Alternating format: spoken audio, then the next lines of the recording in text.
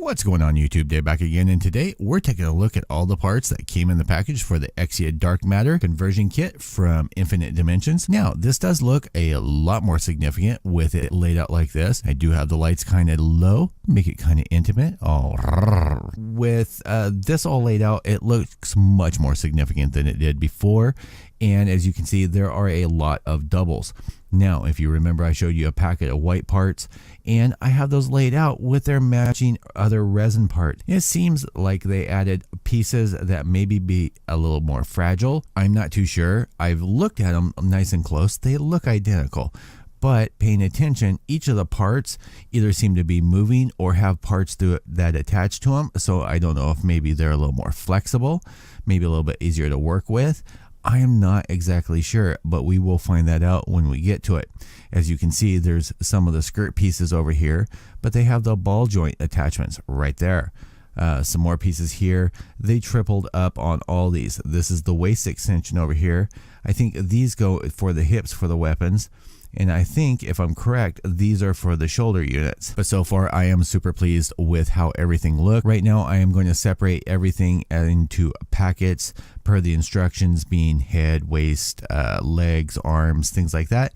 And then we'll get into doing a layout and maybe some build on it this weekend. So without further ado, let's get into that. All right, boys and girls, starting this off, we're going to start off with just the head parts, and then we'll move on to the body parts. There is a reason that I'm showing it this way, and we'll get to that in a second, but this is what makes up the head. As I do the build up, you guys will see the comparison between the original parts for the head and also the body. We'll be doing that a little bit later. Taking a look at the V-fin. You are going to have to be careful with this. It is going to be delicate, as you can tell from here. We're going to have to shave that out, trim off these tips, trim off this pour spout, but looks nice and clean. Just need to be gentle with it. Here you have the top of the head crest, and you can see there is a panel line that is across there. It's going to be a little hard to see in the bright light and without primer on there. This pretty much looks just like the stock. They just added some details and lining. For the side of the head, you have pretty much the same thing. You do have a panel line that goes across there. Just a little more cleaning up, but these should slip on just like the standard part. Now, something I found interesting is there's actually two faceplates with this. So this might make it interesting to either add the extra parts that come with this kit onto either a Exia or my other dark matter. You can see here the faceplate does look nice and ominous, but let's check out the other one. This is the other faceplate that comes with it. And tell me, does that not look ominous or what? So we're going to check out, see how that ends up looking all built up on there. But I think this is the faceplate that I'm going to end up using on it. All right, so some things to keep in mind. You are going to have to pay attention to your details. As you can see, there are some revisions on here. If you'll notice over here, they have marked 0, 8, and 18. But those numbers are already taken. They should be 24 and 25. So if you want to refer back to this or just keep an eye on it if you end up picking this up, those seem to be the only ones on this part that they have mislabeled. There is some misspelling, things like that. I don't know if it's just translation or just someone ended up screwing that up when they made the instructions. As you can see up here, there are the extra pieces for the waist unit or waist part, and this actually is an extension to make it a little bit taller. All of these seem to be very well done. The only thing is almost on all of them, this peg hole right here is, you know, it had some slag in the mold, or at one point when they pulled out one, it pulled off the little nub that was in there, so that is shallow. We will have to drill that out, but as you can see, you know, it doesn't go in there very far. So taking a look at this, you can see that there's actually almost no hole on the white pieces there. It's just pretty much gone. So I'm not sure why they stuck in all these white pieces as extras. I'm sure I'll find a use for them. It should be pretty much universal for any of the Exia kits. So we'll take a look at those later on. Taking a look at the details on the chest crest, and yeah, it's pretty damn clean. We're just going to clean these off, file it down, sharpen up the edges. But first and foremost, everything's going to be going into a bath. One of the pieces I want to show off in detail are these. It is going to need some cleanup. These portions right here are going to have to be cleared off.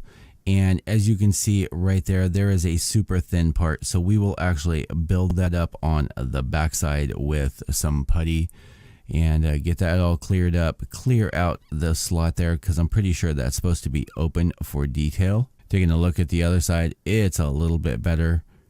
But yeah, these little pieces here will have to be carefully trimmed out. Another thing I found interesting was they actually included 2 cockpit hatches. I'm not sure why, but kind of cool. They'll just be able to be slapped on to other ones. And I've always had an issue with the cockpit hatches on these because they always come loose. They always pop off, and I don't know why. Now on here is the chest piece with the vent, and I do just have the one piece stuck in there. I will have to compare to see how this looks versus the original, but it looks more like the Dragon Momoko for the Avalanche. And this is one of the pieces that goes around the waist. All right, here we are back again, and this is going to be for the waist unit itself. Got the skirts, you've got part of the backpack over here.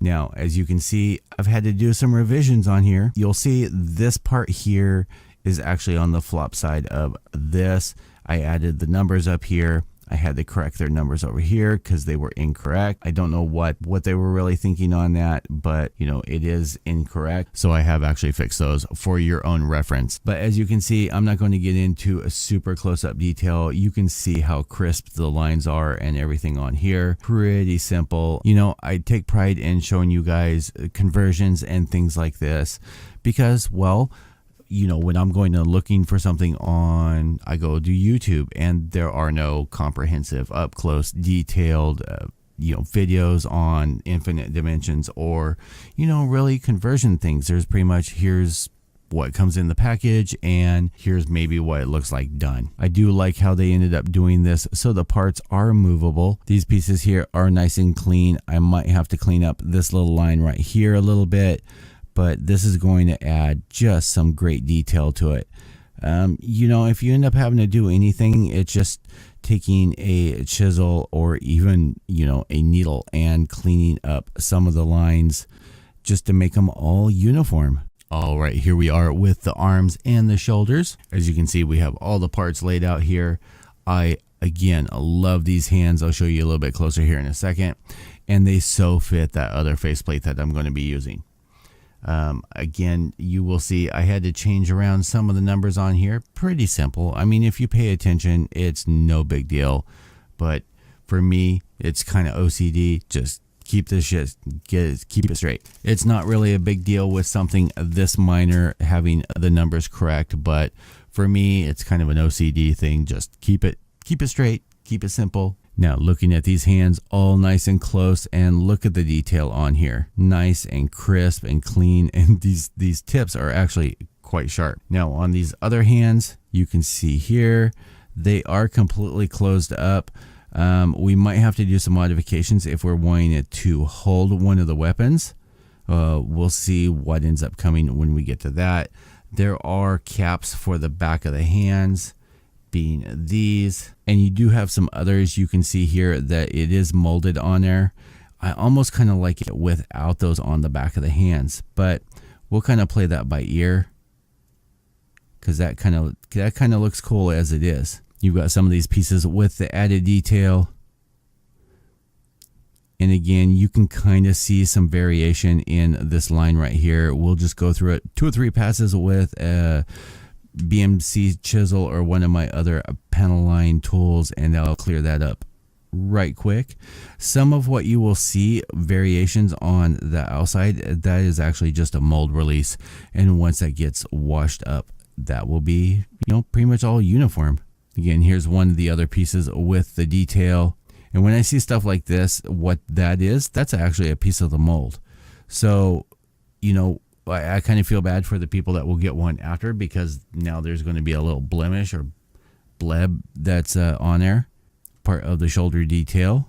I think they did a fine job as far as adding details, giving some more panel lines, and cleaning up the arm pieces. As long as there's nothing in these holes, they should just snap on. All right, here we are with the legs and the feet. I only laid out basically the parts for one leg. I didn't have room to spread out everything on here. This I actually didn't have to make any revisions on. And I'm kind of excited to see because this whole knee section here seems to be layered, and I'm interested to see if it actually splits and how that ends up working. It'll be the first time that I actually had a resin conversion kit that has parts that fit together and will split like that. So that's going to be interesting to see. But everything seems to be here, and yeah, no revisions had to be made here. Taking a look at some of the pieces here, as you can see, it looks like there's chips, but there's actually some flash on the edge there, which we'll just knock off. We can clean off with the back of an X-Acto knife or something like that. There is a little bit of a mold line on here, but it's on a section that's not really seen. Easy peasy to clean up. You can see nice detail that's been added on here. Here is one of the caps that they added some detail. This I'm actually going to freshen up a little bit. We have a little bit here that is filled in. It's not as crisp as the rest of the other line, so we're gonna fix that. Here is the toe piece, which I think is really nice. A lot of great detail on there. I think this will make a great addition of replacing the stock one. One of the other panels, here's one of those other pieces for the knee. Some great details. I'm interested to see what this looks like once it's all washed up. You do get these pieces, which will fit over the stock ankle joint, which actually extends it by about that much.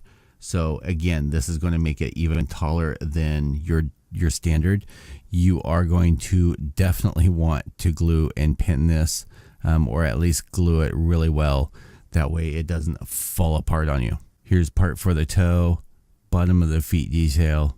All right, last but not least, we're taking a look at the backpack pieces.